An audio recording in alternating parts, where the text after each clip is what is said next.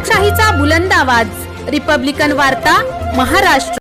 इंदिरानगर नांदूरनाका परिसरातून रिक्षा करत मुंबई महामार्ग बस स्थानकाहून बडोद्याला निघालेल्या प्रवाशांची बॅग चुकून रिक्षात विसरलेल्या रिक्षा चालकाने प्रामाणिकपणे ती मुंबई नाका पोलिसांच्या स्वाधीन केली। रिक्षा चालकाचा प्रामाणिकपणाची दखल घेत मुंबई नाका पोलीस ठाण्याचे वरिष्ठ पोलीस निरीक्षक संतोष नरुटे यांनी त्यांचा सत्कार केला। याबाबत अधिक माहिती अशी की नयन पाटील राहणार बडोदा हे त्यांच्या पत्नीसह नाशिकला भावाला भेटण्यासाठी आले होते। दिनांक 15 मे रोजी दुपारी 1:30 वाजेच्या सुमारास पुन्हा बडोद्याला परत जाण्यासाठी नांदूर नाका येथून रिक्षा क्रमांक MH15 AK 5990 हिच्यात बसले आणि मुंबई नाका येथील महामार्ग बस स्थानक येथे पोहोचले। बसमध्ये बसल्यानंतर आपण आपली बॅग रिक्षातच विसरल्याचे लक्षात आल्यानंतर त्यांनी समोरच मुंबई नाका पोलीस ठाणे गाठले।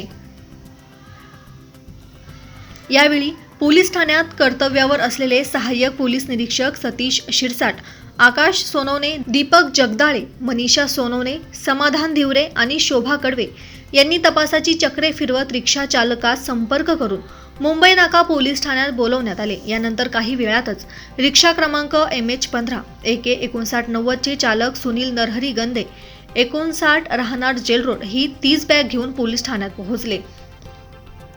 बॅग घेऊन रिक्षा चालक गंधे समोर दिसताच पाटील कुटुंबियांनी सुटकेचा निश्वास सोडला, तर बॅगमध्ये लाखो रुपये किमतीच्या 2 सोन्याच्या पोत रोख रक्कम असल्याचे त्यांच्या वतीने स्पष्ट करण्यात आले।